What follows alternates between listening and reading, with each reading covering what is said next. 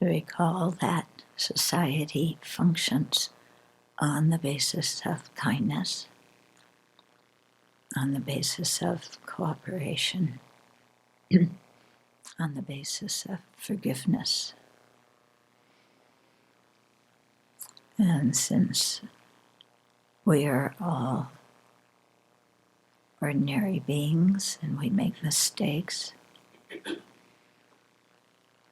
then having kindness, compassion, and forgiveness are really essential to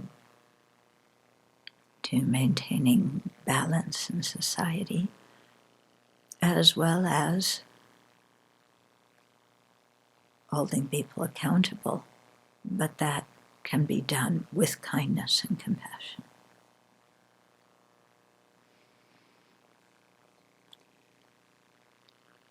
And so feeling that is the basis of how society and human relations function, then let's make a decision to contribute to that basis of kindness, compassion, and forgiveness through our own behavior.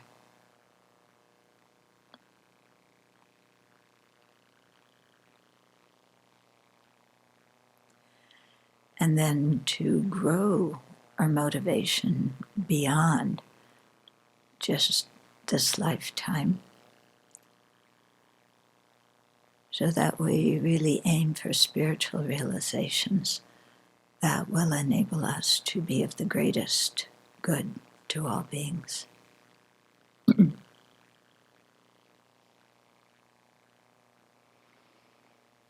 So with that kind of motivation, then let's share the Dharma today.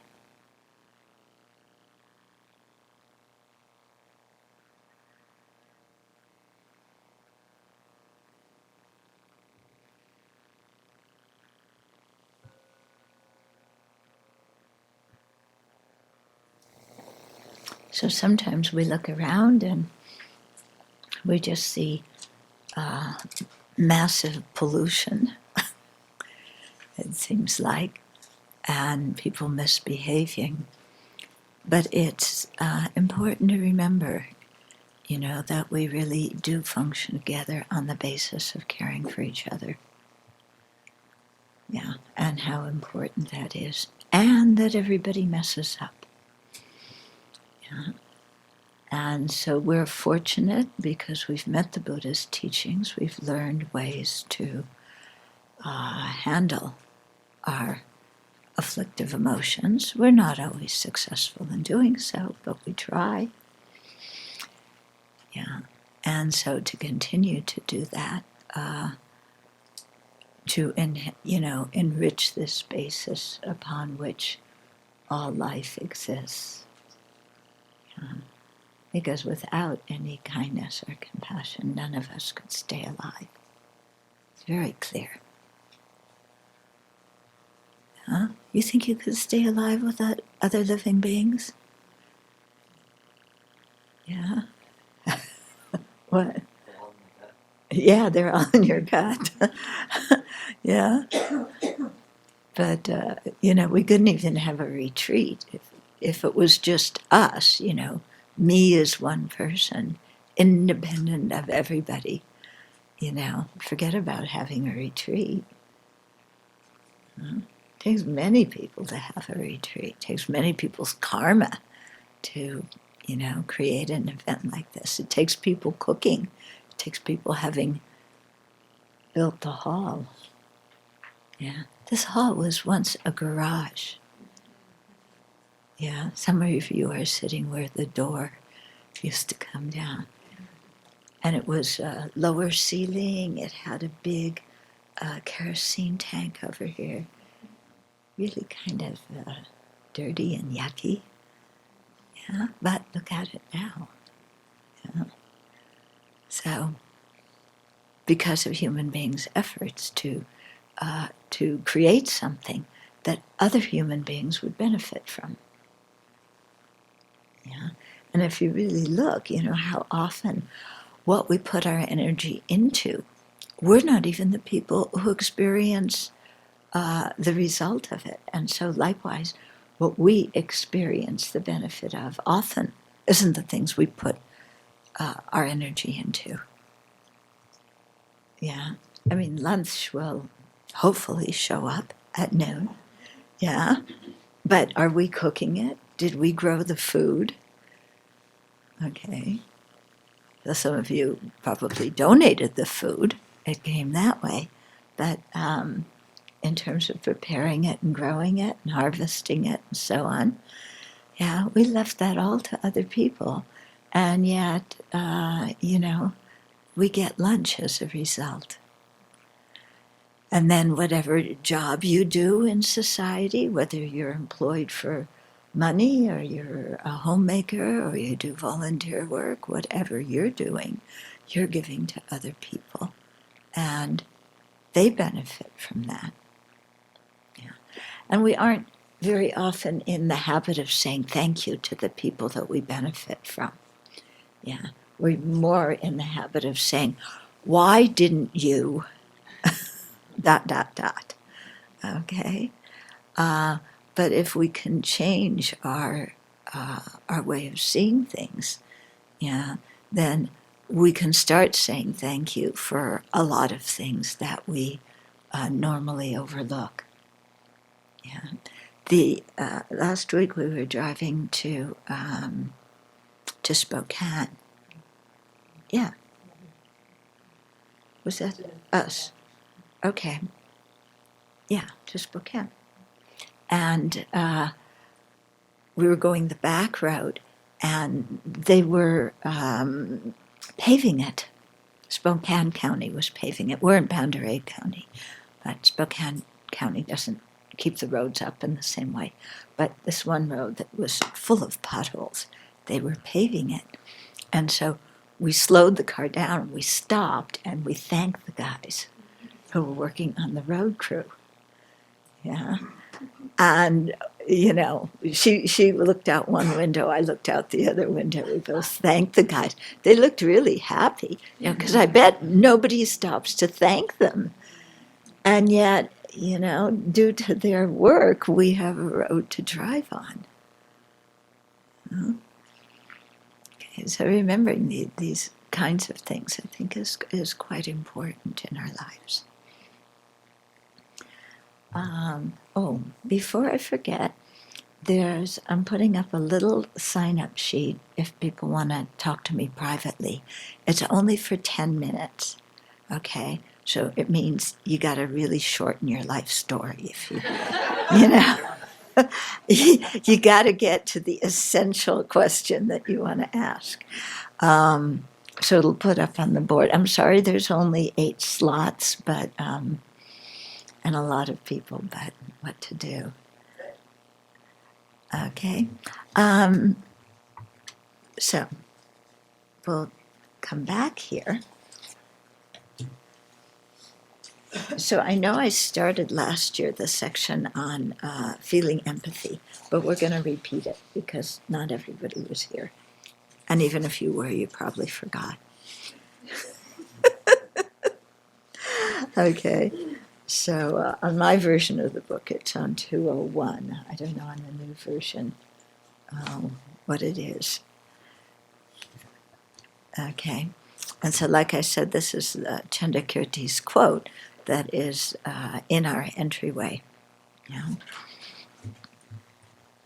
So His Holiness starts out with the quote, "Hail to loving concern for transmigrating beings, powerless like a bucket traveling up and down a well. Through initially exaggerating oneself, I, and then generating attachment for things, this is mine." And then there's some more verses that come after that, but we'll start with this one because there's a lot of meaning in it. Okay, so again, I'll do like last night. I'll read a little bit from what His Holiness says and then comment on that. So he says, "Even though it is necessary in the beginning to have a strong will in order to develop love and compassion, will is not sufficient to develop these altruistic attitudes limitlessly." In other words, we can't go I'm gonna love everyone even if it kills me, you know. Okay. Yeah, that's not the way to do it. It is important to join the practice of love and compassion with the practice of insight. Okay, in other words, with the understanding the nature of reality. Even if you seek to help someone out of concern, without insight, you cannot be very clear about what benefit will come of your efforts. Yeah, have you ever been in that situation? You want to benefit somebody, and you have an idea what to do, but you're not sure if it's really going to bring about the desired, result. Yeah, I think most of us have that feeling. Or sometimes you want to help somebody, but you would really prefer somebody else stepped in and did it. Yeah, it's like the situation's too much for me. It's too ugly. It's too gruesome. It's too something, and so somehow our compassion, our ability to engage, isn't right there. There's hesitation. Yeah. Or sometimes we want to help. We have the compassion, but we plain old don't know what to do. Yeah. Just like, how do you even begin with this kind of situation to work with it? Yeah. Sometimes you try and help and it doesn't go the way you want, and you get unhappy and frustrated. Yeah. Or you try and help and other people criticize you for helping. You ever had that one happen? Yeah. You're doing your best, you try and help, and then people say, why are you doing this? You should do that. Yeah.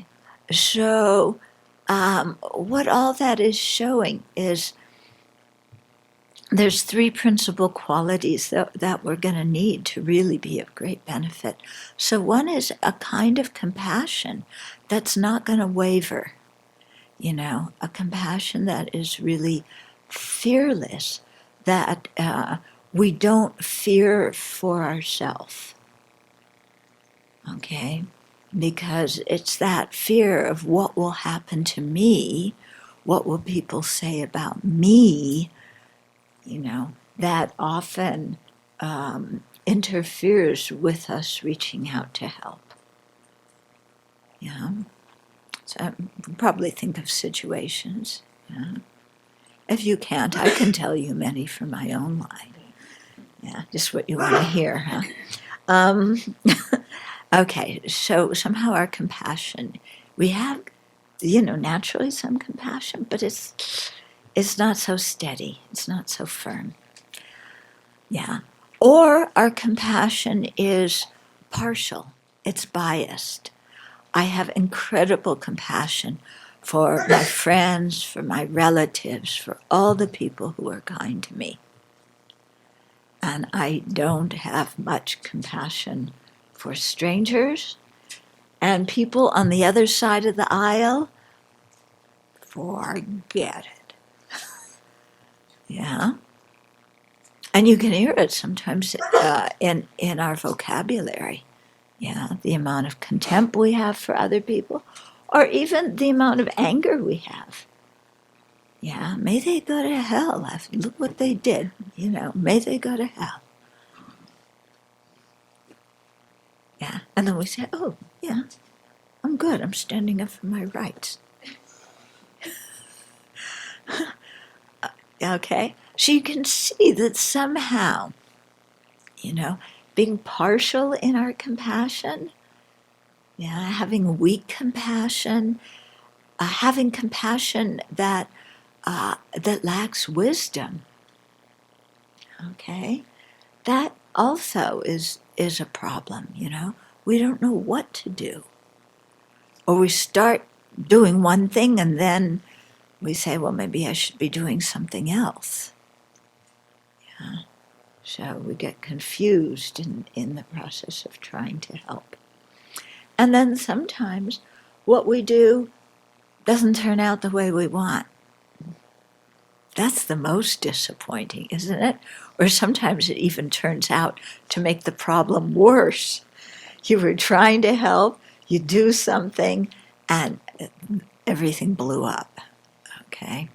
So, yeah, I mean, these are due, to our limitations. So we need very, very strong compassion, first thing.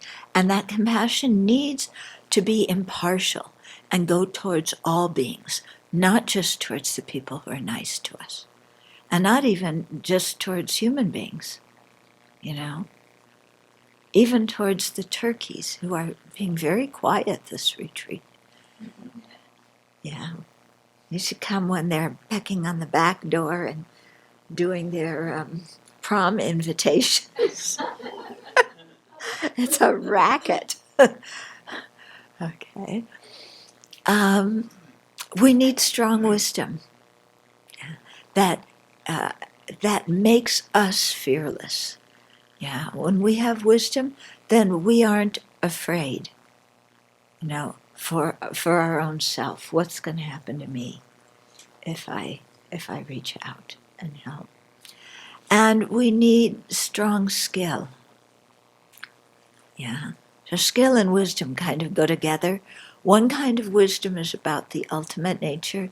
The other kind of wisdom is how you do things on a conventional level. What's skillful, how to best benefit somebody. Okay. So these are qualities that we want to develop. We have them in our mind already, but we want to develop them. Yeah. And make them stronger, make them firmer. Okay. So His Holiness says a combination is needed, a good human heart as well as a good human brain. Yeah, when he talks about the brain, he means intelligence, but of course, it doesn't, intelligence is not equal to the brain. Okay, there's many people who are very intelligent in some fields, and when it comes to the Dharma or when it comes to other fields, completely ignorant. Yeah. So with these working together, we can achieve a lot. Okay, so then he gives a metaphor for contemplation. Actually, this is Chandrakirti's metaphor. So in the stanza cited at the beginning of this chapter, Chandrakirti shows how insight can deepen love through understanding the process by which we suffer. He compares the process to the way a bucket moves up and down a well. How are beings born from life to life similar to a bucket in a well? So there's 6 similarities. So here, this teaching is based on an understanding of rebirth. I don't want to go into the whole thing about showing how rebirth exists right now, but in Open Heart, Clear Mind, there's a chapter about it, and also in the Foundation of Buddhist Practice, and also in Approaching the Buddhist Path. Both those books have some discussion of the nature of the mind and how the mind gets reborn. Okay, but it's based on the idea that on a subtle level, body and mind are different. Even on a gross level, they're different. Yeah, they influence each other, but they each have their own continuities. They each have their own causes and their own effects, even though they influence each other. Yeah, and so life is when the body and mind are related. Yeah, death is when their continuities go in diverse directions. Yeah. And we are reborn according to our karma. In other words, our own actions. Yeah. So there's no external creator that created an ethical code, the ethics of what is beneficial and what's harmful is based completely on what brings happiness and what brings suffering. There's no creator that punishes people or rewards them. There's no creator that manages the universe. Yeah. And so it is up to us, to be responsible for our own experience and keep good ethical conduct and abandon harmful ethical conduct. Okay?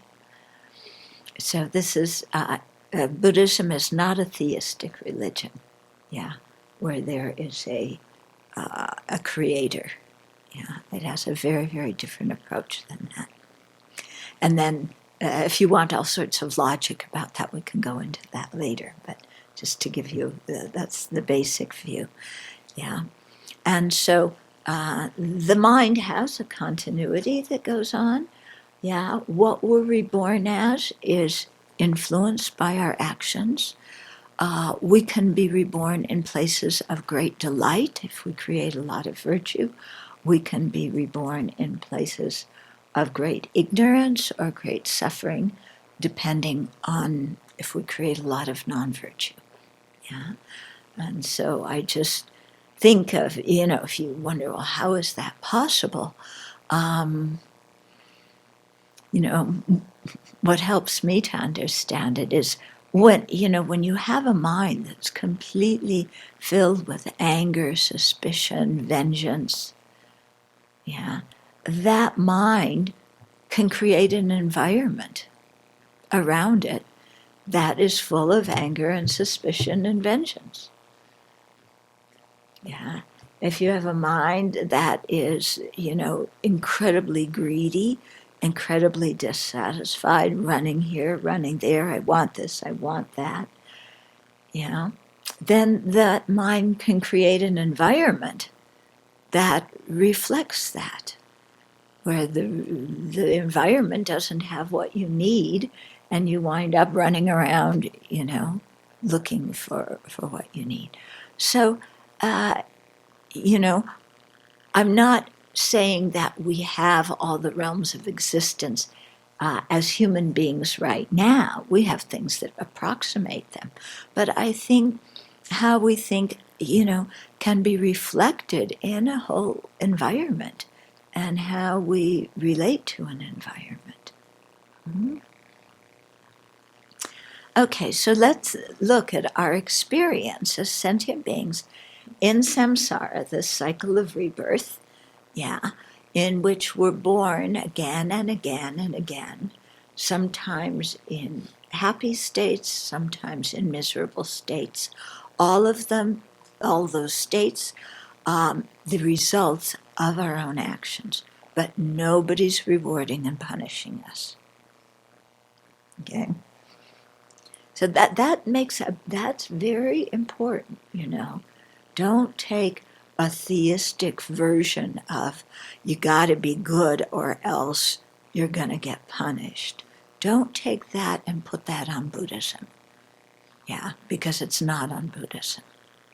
The Buddhist idea is completely different. So the first way that they're similar, and here we're going to think about these similarities in terms of our own life first, okay? So just as the bucket is bound by a rope, so beings are constrained by counterproductive emotions and actions driven by them. Okay?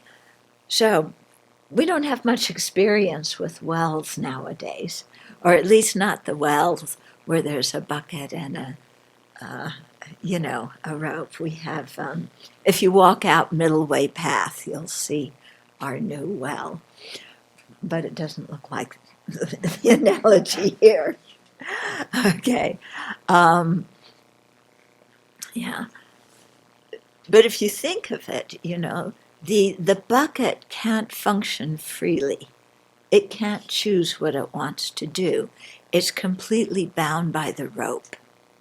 Okay? So in a similar way, yeah, we are constrained by our counterproductive emotions and the actions that they drive us to engage in. Okay?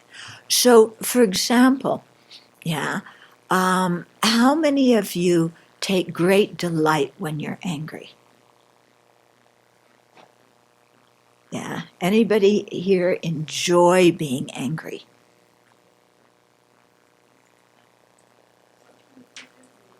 Yeah. You get a big adrenaline rush from being angry. Yeah. But mostly, do we enjoy being angry? When you wake up in the morning, do you say, "Oh, I want to have a good day today. Who can I get mad at?" Okay. Yeah. So, we don't want to be angry. We know anger brings suffering, except on those few rare occasions, like you say, where it gives us a sense of power when we don't have a sense of power. Okay. So anger makes us miserable. Uh, do we choose to get angry? Yeah. Yeah. So sometimes we do have, you know, some wish. When we want that adrenaline rush, when we want that feeling of being self-righteous. Yeah. But more times than not, and I think there also is a time in our life when things happen where we do have a point where we choose to be angry. But normally in your day-to-day life, do you choose to be angry, or is it more that anger just comes on you? Yeah. It's more that you're just going on, and then, something happens, somebody looks at you cross-eyed, and you get angry. Okay? So often when we look at our emotional states, they just seem to come on us without our control. Okay. Now, like I said before, I think when you learn to practice Dharma and when you become more aware of your mind, you can see that there is a point where you can choose. But before that, for most people, yeah, it's just the emotions come on us and we're blown over by them. Yeah. Jealousy. Do you choose to be jealous? Or you just look at somebody else has some talent and ability, and our mind's out of control and we get jealous. Yeah. How about arrogance? Do we choose to be arrogant? Do we choose to be greedy? Yeah.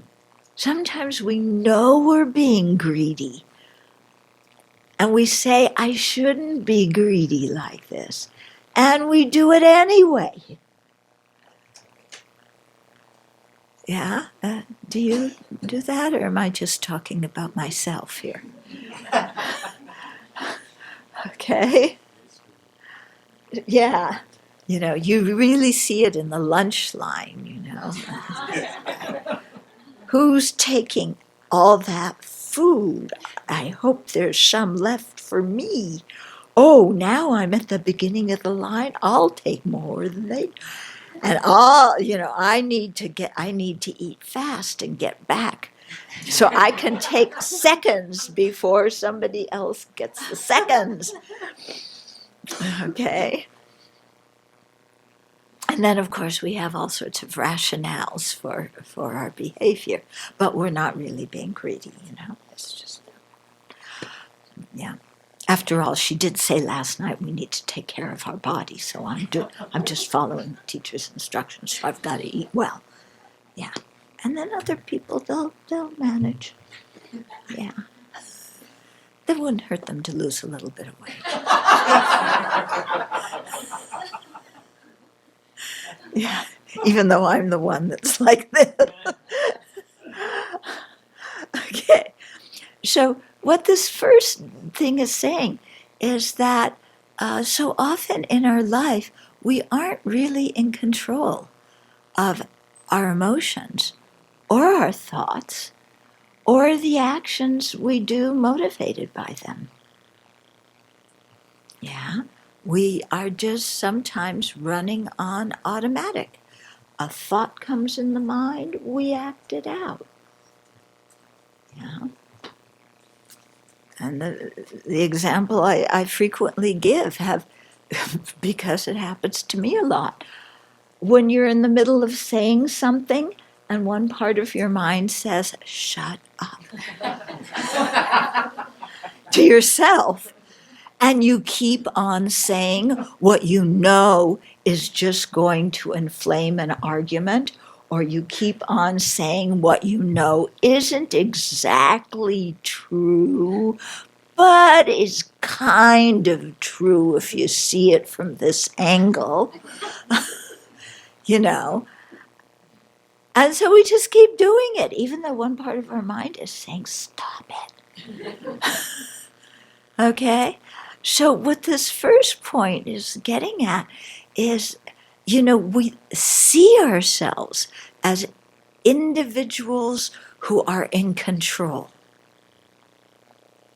Hmm? How much are we in control? Even of the things we can control. I mean, a lot of our body functions we cannot control. Yeah. But even of the ones we can control, can we stop ourselves from saying harsh words? What about emotionally, when something comes on us? Do we have much control? Or do we just play out our old emotional habits again and again and again? Yeah. After you practice for a while, you begin to see certain, what do you call them? Habitual ways of interpreting situations. Okay? So, I have a certain habitual way of interpreting situations.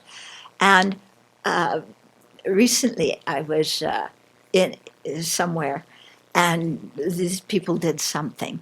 And instantly I interpreted it as my own in my own way. And then I stopped and I looked at it and I realized, no, that's not what was happening at all. That the people involved did not have and did not have the motivation that I thought they had. In fact, they were actually trying to do something to help me, and I interpreted it as, because my big thing is I'm being left out, I'm being excluded, and so I have many reasons why people exclude me. I'm this, I'm that, I'm this, I'm that.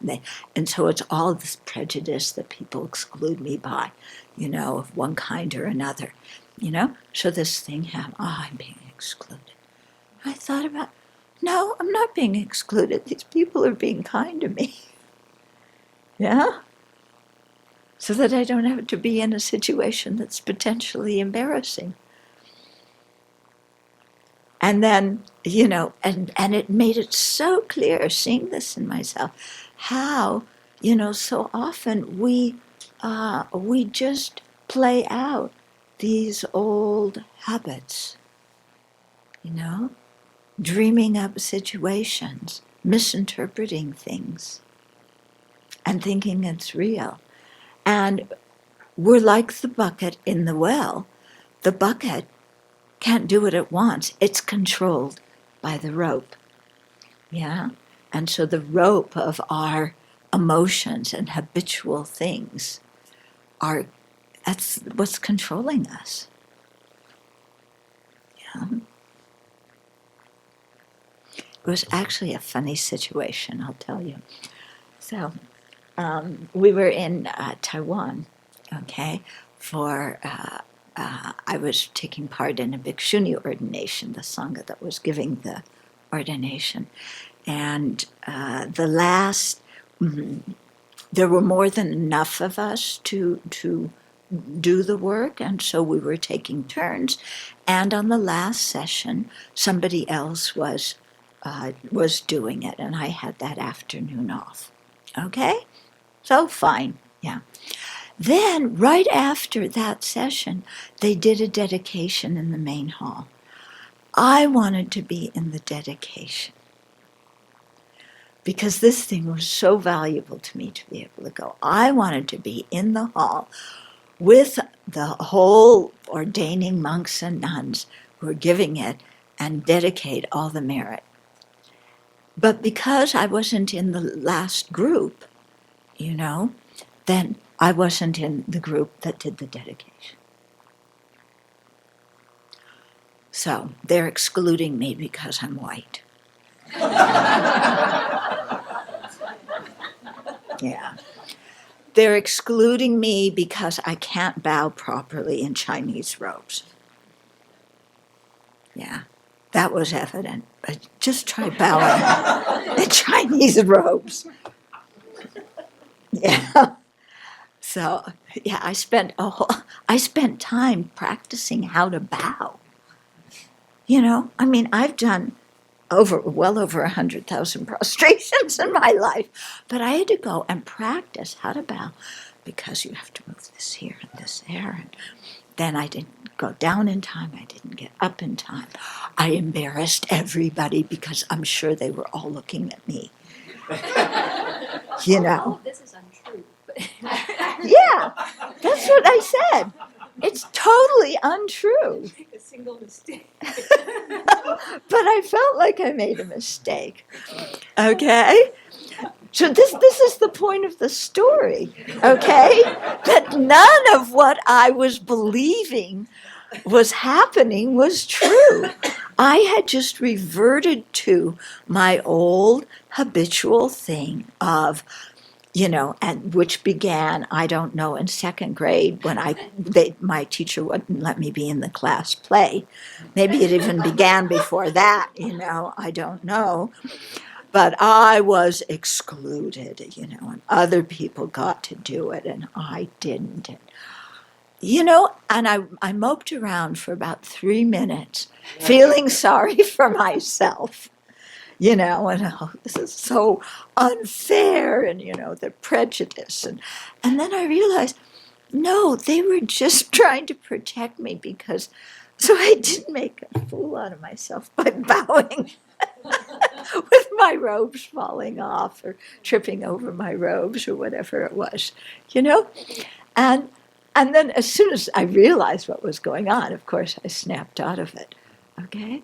But I'm giving this as an example of how we go into our old stories, our old hallucinations, and we just project them on a situation where they're totally not there and make ourselves miserable. Like the rope pulling the bucket and making the bucket not be able to do what it wants. Okay? And then, of course, we act out these things. So, luckily I caught it in time. I didn't go around and complain to the director of the temple of, I was left out of the dedication ceremony because these people are racist and don't want white people here. I didn't go do that. Okay. God, could you imagine? What a mess. Yeah, because I was the only one, and all the monks. Anyway, so you see, I was the only one. But actually, they were so kind to me, amazingly kind, and pampered me in every way. And she was there, and so, okay. So I think you got the point. I'll only tell you one story from my life. But I'm sure, do you have stories from your life like this? Where you did this kind of thing? Yeah? And then sometimes, we just act it out, we say something, we do something coming from our feeling of, in my case, being excluded, and then, we just create so much trouble for other people and for ourselves. Okay, so that's the first one. There's 5 more. Okay, so the second is just as the movement of the bucket up and down, up and down the well, is run by an operator, so the process of cyclic existence is run by an untamed mind, specifically through mistakenly believing that a self exists inherently, and then mistaking the nature of mind. So this relates to the last 2 lines in the verse, okay?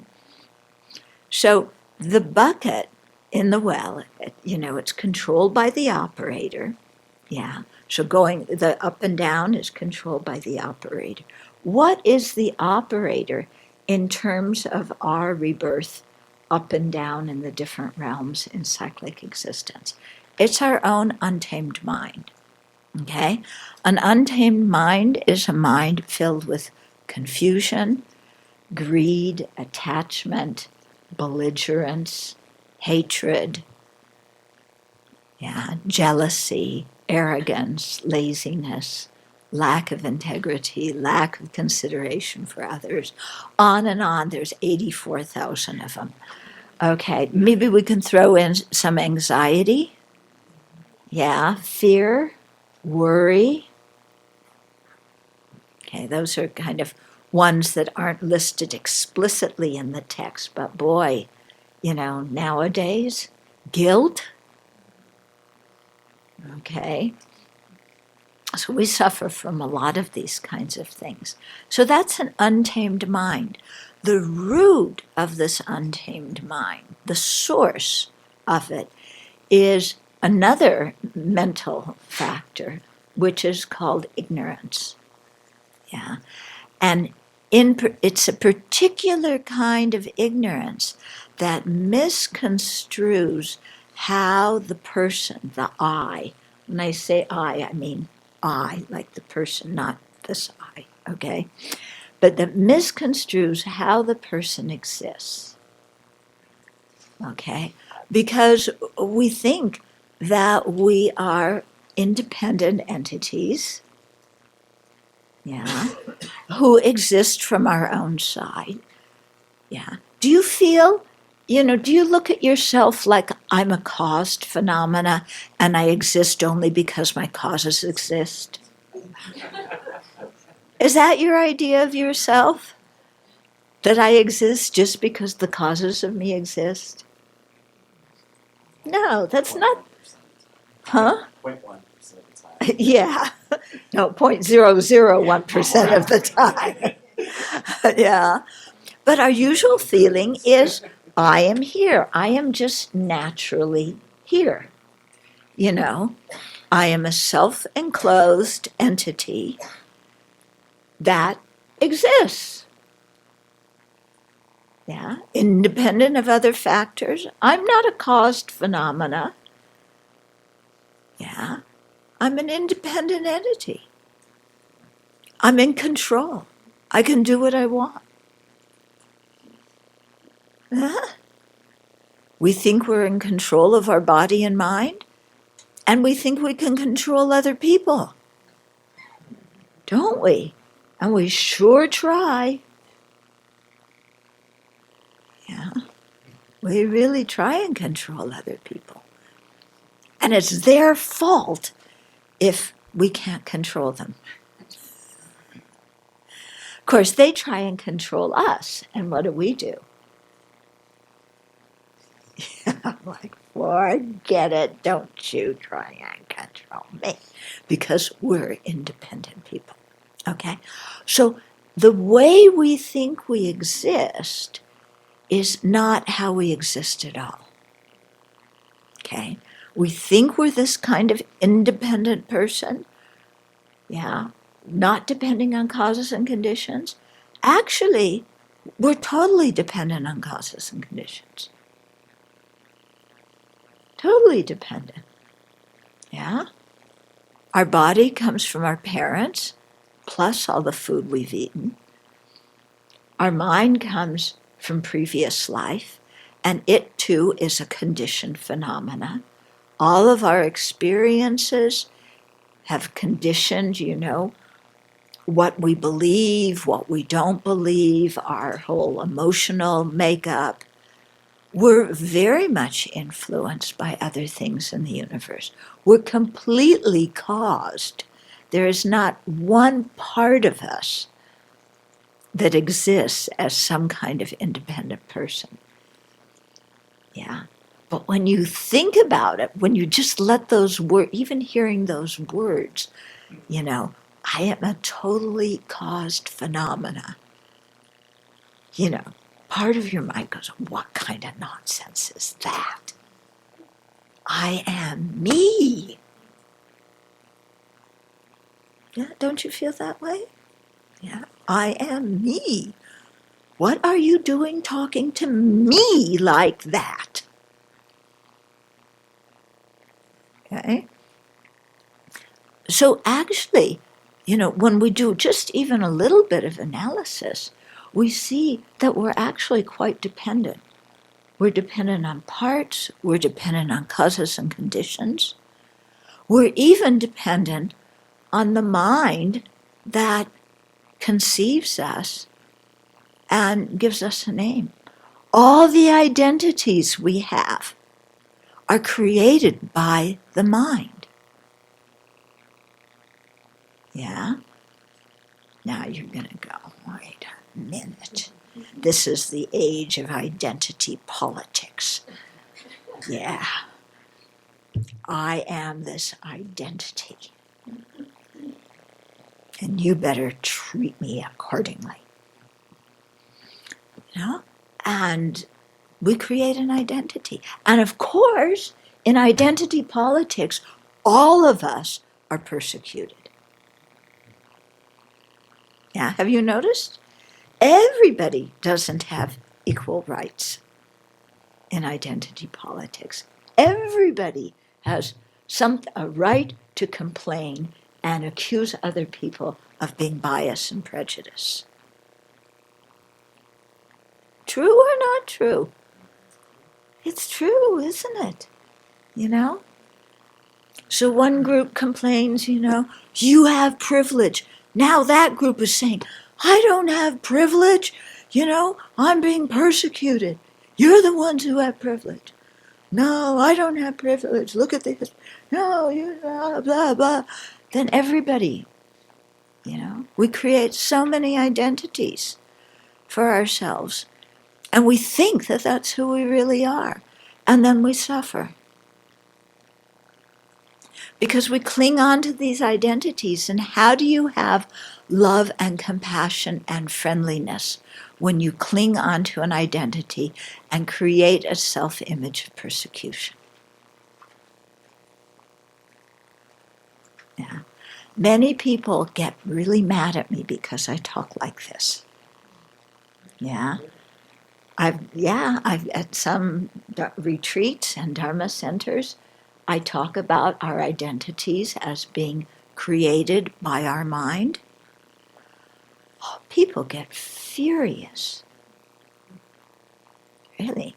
But this is my job.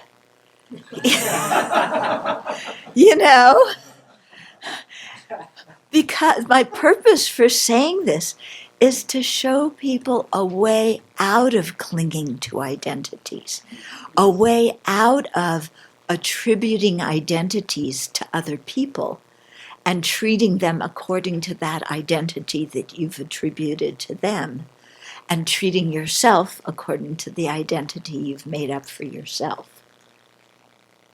And then people say, but it's not made up by me, it's made up by society. But okay, that's true, but it's still made up, isn't it? It's made up by human mind. Yeah, human mind. We make things up, and then we suffer because of it. We made up the economic system. Yeah? Our economic system is totally created by human mind.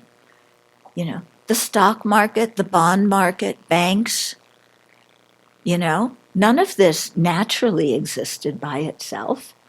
It was all created by human beings. We make up the idea that there has to be growth all the time. There has to be economic growth to be successful. Yeah. Without growth, then the nation's falling apart. So we create that idea, we teach it to the kids, everybody believes it. Yeah. And then we suffer because of a system that we've created. Yeah. We suffer for it. So, and then all the other identities, you know, socioeconomic class, educational level, race, ethnicity, religion, gender orientation, you know, you name it, ability. We create so many identities on all those things, you know? And then we think, this is who I am, and that's who you are. Yeah.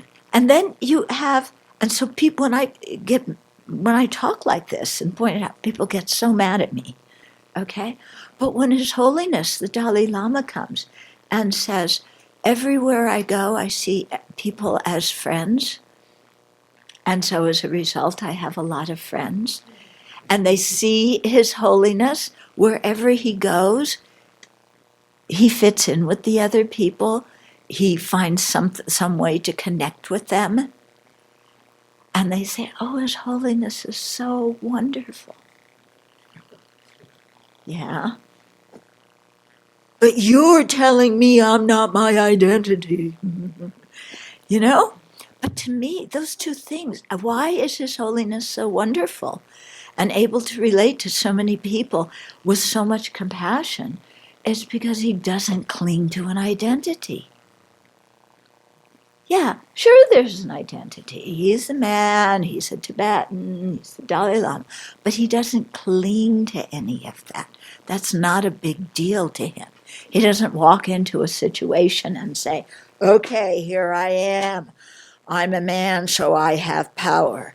I'm Tibetan, you know, so I'm automatically holy. Yeah. I'm 80-something years old now, so I'm an old person, so you should respect me, even though I know you don't, because I'm an old person, and you always put me in the last row because I'm old. Yeah. He doesn't do any of that. Yeah. He comes in, and it's like, and he says this himself, I go in and I see people as friends. They're just like me. They want to be happy and they don't want to suffer. And that's how he relates to everybody. Yeah.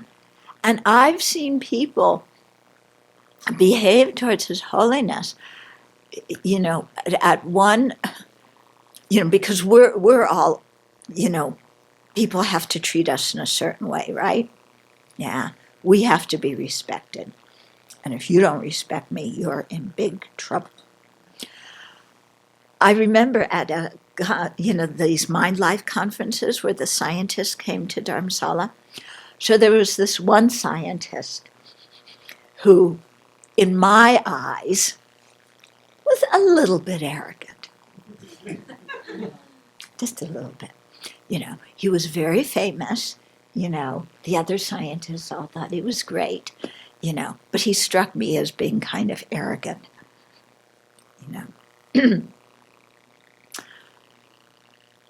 So the first day of this meeting, he had been to one of the previous Mind Life conferences, but so this was a new one. So he already knew the Dalai Lama. So where everybody's in the room and His Holiness comes in, and this scientist goes up and hugs the Dalai Lama.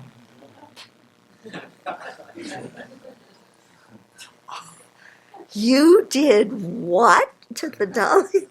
I mean, I saw it with my own eyes. He said, hello! whoa, and gave him a big bear hug. And I'm going, God, who does this guy think he is behaving like that? Okay? But it didn't faze His Holiness. He didn't go, look, don't you know you're not supposed to hug me? Don't you know that in Tibet people didn't even look in my eyes? They all kept their eyes down. Yeah. What kind of ridiculous Inji are you walking in here thinking that you can act like that towards me? You know? There was none of that with His Holiness. He just, oh, I'm so glad to see you. Welcome. We're going to have another good conference. Okay? So my point that I'm getting at is that our identities are created by our mind. Then we cling to those identities. We create us and them. We create rules in our own mind of how other people should treat us. And of course, they don't treat us according to our rules. In fact, they don't even ask us what our rules are. We have to tell them. Yeah. Of course, we don't ask other people what their rules of the universe are. And we feel we can just treat them whatever way we want to. Okay. But that they can't do that towards us. Okay? So don't you offend my identity. Yeah. Because then you're in big trouble. Okay? So in this verse, he's talking about an untamed mind, specifically through mistakenly believing that a self exists inherently. So this is believing, not just intellectually believing that there's an inherently existent self, but in our mind completely grasping that existence, not even having the notion that maybe who we are is something dependently created. Okay. So and then on the basis of that wrong conception of the I as a person, then we generate wrong conception of mine. Okay? So mine is the idea of the person that makes things mine. So it's still a grasping at the person, but it's the person who makes things mine. Okay? Now, it's very interesting when we look. There's two words, my and mine. Yeah. As soon as we put either of those two words on anything, its whole meaning changes. Okay?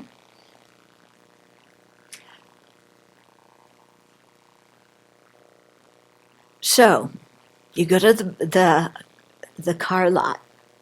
There's a really nice car that you want. Yeah. You come back the next day to look at it again, but somebody had test driven it and dented it. Too bad. It's the owner, the dealer's car. Their problem. Yeah, if I want to get that same model, same color, they can order a new one for me. I am not freaked out at all because that car got dented.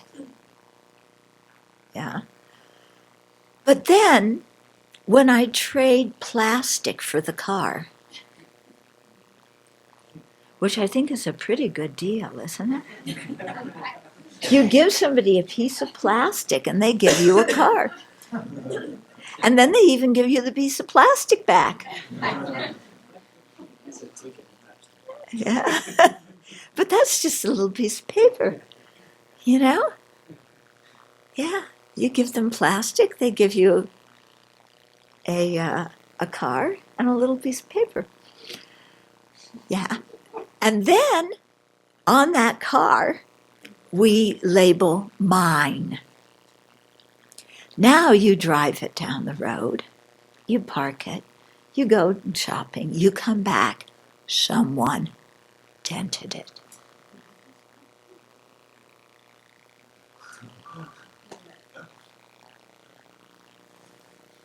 This is my new car.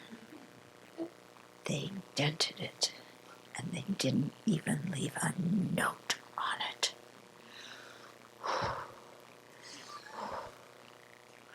If that guy's around, I'm going to take out my gun and go. Blah, blah, blah, blah, blah. That's what people do nowadays. Yeah? Yeah. We're in the Wild West. Yeah.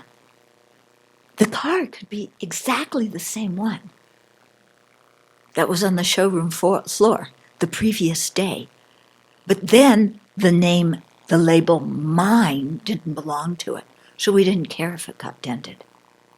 As soon as the label mine is put on that car, the whole meaning, the whole entity, the whole being of that car has completely transformed because it's mine.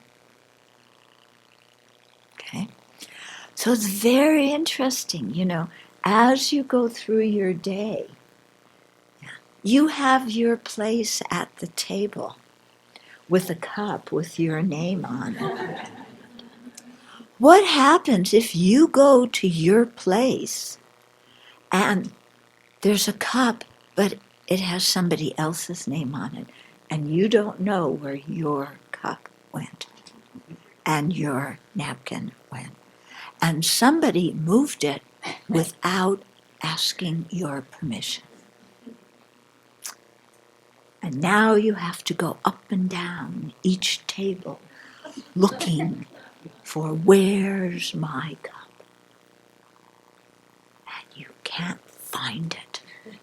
And everybody's sitting down to offer the food, and your cup is gone. And you don't know where to sit, and you don't have a place. Why did I come to this joint anyway?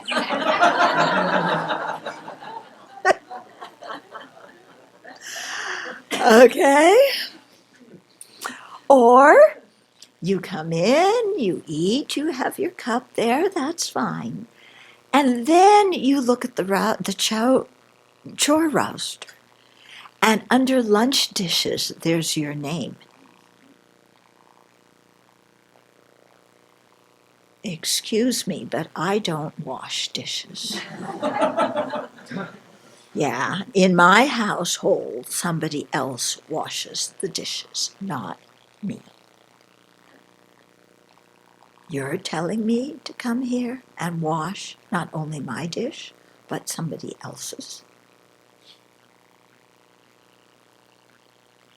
No way.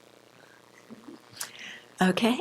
So it's so interesting, how we relate to just seeing our name, or to when we call something mine, how it totally changes meaning. In our world, it changes its meaning in the whole universe.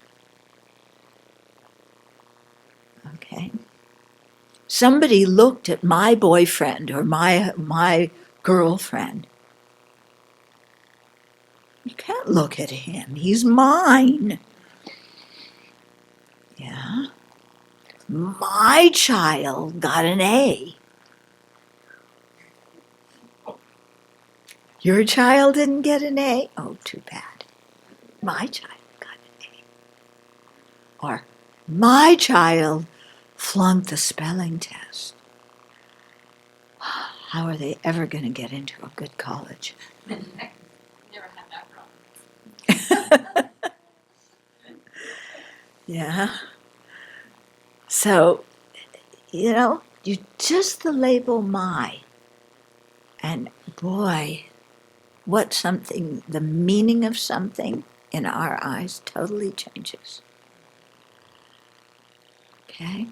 So, that's the second point, yeah? And what the operator is an untamed mind,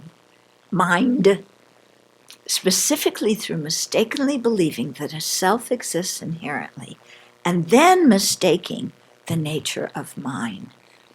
Okay? So can you think of some examples in your life where you've made a big deal out of I or a big deal out of mine, and it's created some problems and actually more suffering for yourself and others? Yeah, can you think of situations where that happened? If you can't, we can arrange one for you.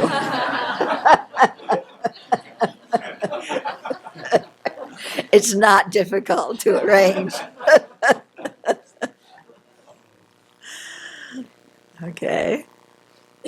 So, this is showing like, wow, what my mind believes is true. How I even conceive of myself as existing. Yeah.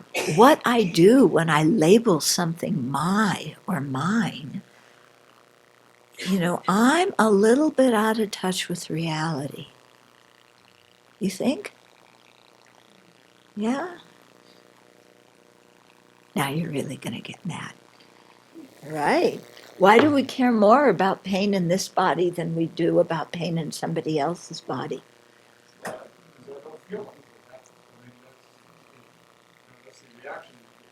Yeah, but that's the reaction we have. But question that reaction. Is that reaction a reaction that makes sense? Just because I don't feel the pain, does that mean that I shouldn't care about pain existing? Yeah. Even if it's somebody else's pain, it's pain, isn't it? Yeah. Is pain desirable, whether it's mine or somebody else's? No. Yeah. And Shantideva even tells us, because what you said, I remember I said that to my teacher one time. The exact same thing. Somebody else gets hit, I don't experience pain. Yeah, so I should care, more about this body. And Shantideva, this great Indian sage, 8th century, said, we are attached to our body only because of habit. Yeah, only because of habit. Labeling this body mine again and again, having that idea of an independent I, having the idea that my happiness is more important than anybody else's, that my suffering hurts more than anybody else's.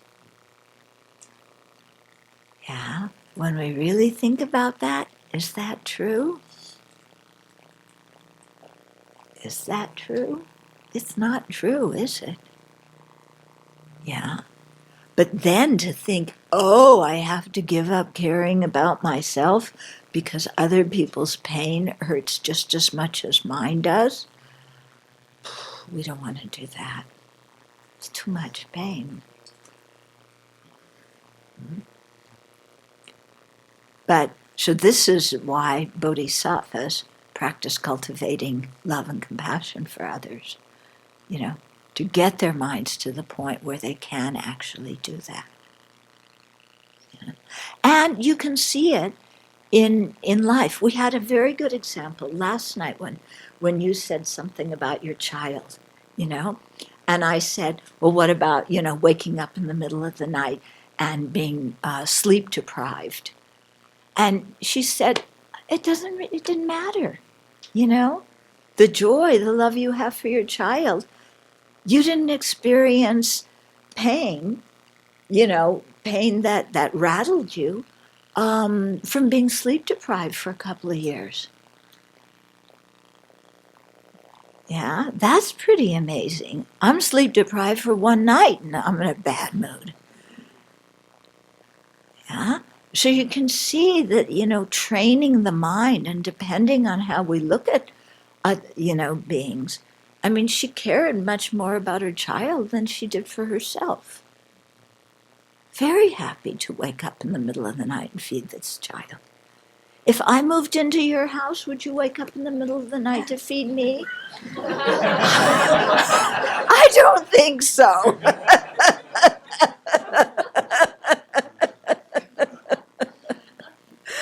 Okay. But you see, that's the kind of, we can overcome this kind of limitation. I'm just confused, which isn't the first time I've been confused here. That's a constant state. Yeah. But how is the body? How are we attached to the body by habit? Isn't our mind stream connected to this body? The mind stream's connected temporarily to this body through the winds, through the chi, but then our mind conceives of this body as mine. Yeah? When we die and our mind, the continuity of our mind, goes into a next rebirth, and the continuity of our body becomes the lunch for the worms. Is there an idea of mine at that point? After you're dead and your consciousness has left the body, does it really matter what happens to the body? For some people, it's very important. They can't imagine leaving their body and the body just becoming a bunch of vegetable goo. But that's basically what happens. And that's basically what it is now. Yeah? Don't you think? Isn't your body just a bunch of organic goo? No, my body's precious. Keeps going. Yeah. What? You take off the skin. What's under the skin? Yeah, you slice open the belly, Ugh. Yeah. So you can see, how our mind, is habituated with this. Mm-hmm. And, coming back to what you said, the relationship of the body and mind, the extent to which we experience pain, depends a lot on our mind. And you can see this. Yeah. When you watch a little toddler fall down, and the toddler looks at mom and dad to see if they're supposed to cry. Yeah? Once in a while, they fall down and it really hurts and they cry. But very often, they look back, and if mom and dad are upset, that means that I should cry because I was hurt. But if mom and dad don't look upset, then, it didn't hurt that much and I'm not going to cry about it. So we learn also, how to relate to physical pain, such that the smallest things, yeah. Yeah, it's quite interesting when you really watch and investigate.